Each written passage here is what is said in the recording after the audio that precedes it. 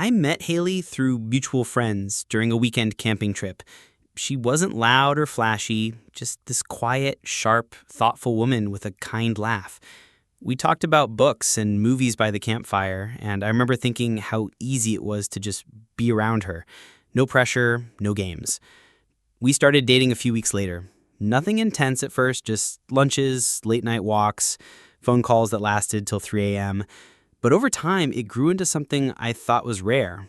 We laughed constantly, made future plans casually, like they were a given, and I genuinely thought I had found someone I could build a life with. After a year and a half of dating, I got a new job offer in a different city. It wasn't too far, just a couple of hours drive, but it was a great opportunity and Haley encouraged me to take it. We agreed on long distance for a while until she could transfer her job. The first few months went well. We'd visit each other on weekends, text constantly, send pictures of our meals, our cats, little things to stay connected. But slowly something shifted. She became less responsive. Her tone changed. Conversations felt forced. I chalked it up to stress or maybe just a rough patch. Relationships go through phases, right?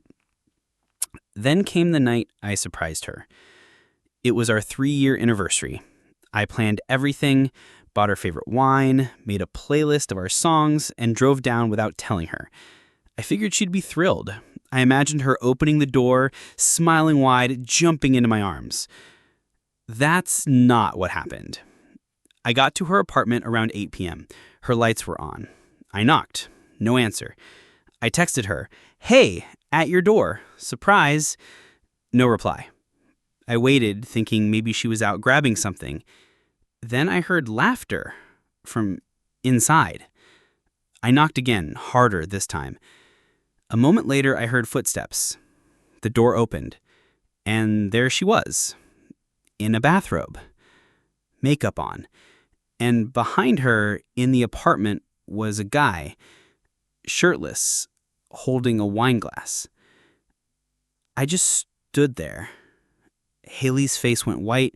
She opened her mouth like she was going to say something, but no words came out. The guy looked confused. I remember everything in that moment. How her hair was still damp from a shower, how her voice cracked when she said my name, how the guy tried to step back into another room like disappearing would make it better. I didn't yell. I didn't cry. I just said, "Wow," and turned around, walked back to my car. I think I was in shock. I drove to a nearby gas station and just sat there for almost an hour, staring at nothing. The next day, she called, texted, sent paragraphs, said it was a mistake, that she didn't plan it, that she missed me, but things felt distant and confusing, that she didn't know how to bring it up, that she was sorry. I never replied. It's been 2 years. I moved on. I've dated a few people since then, but I've kept a wall up, if I'm being honest. What Haley did broke something in me I haven't fully repaired yet. It's not just the betrayal. It's the way she smiled at me for months while lying. The way I planned something so heartfelt while she was entertaining someone else. But here's what I learned.